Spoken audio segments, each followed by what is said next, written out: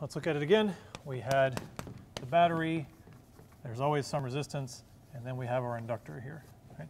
So what's going to happen is the circuit, let's put in a switch so that we can imagine when it all started.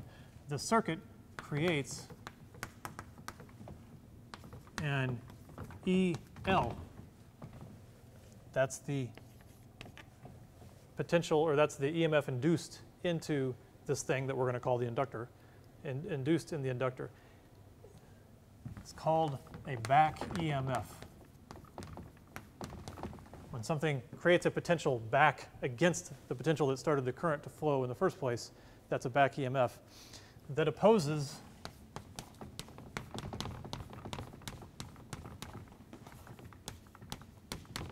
EBAT. Right? So the battery EMF is over here.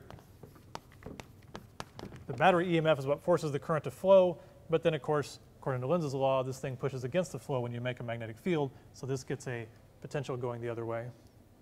All right? So now the question is, how do we describe it? What equations do we use? How do we describe this EMF of the inductor?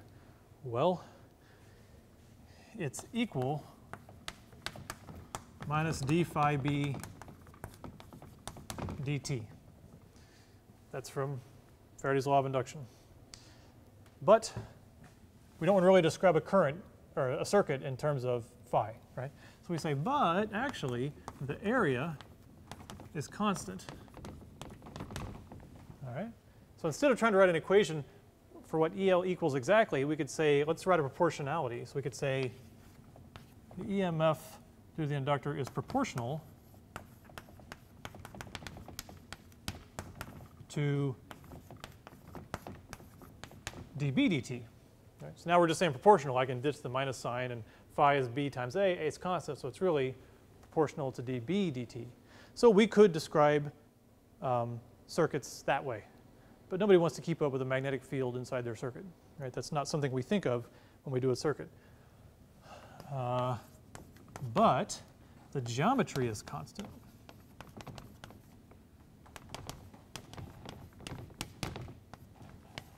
So since we have just this wound coil, we know that the B field magnitude is going to be proportional to the current.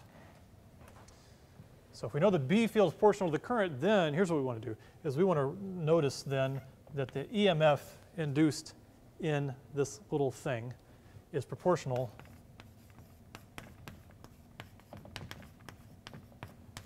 to di dt. Okay? When we apply Faraday's law to a circuit, we throw out all the details. We just say, no, this EMF is proportional to di dt, and di dt is something we care about, right? That's the change in the current. Now we're talking about something that you analyze when you think about currents. The hard part is knowing what is the constant of proportionality between the two. You got to do all these calculations and think about the field, the magnetic field inside and the fringing fields, and is it an ideal solenoid or is it not ideal? How many turns does it have?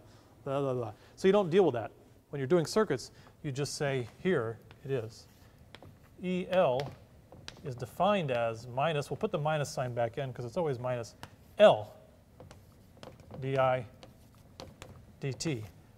L is simply the constant of proportionality. It's the inductance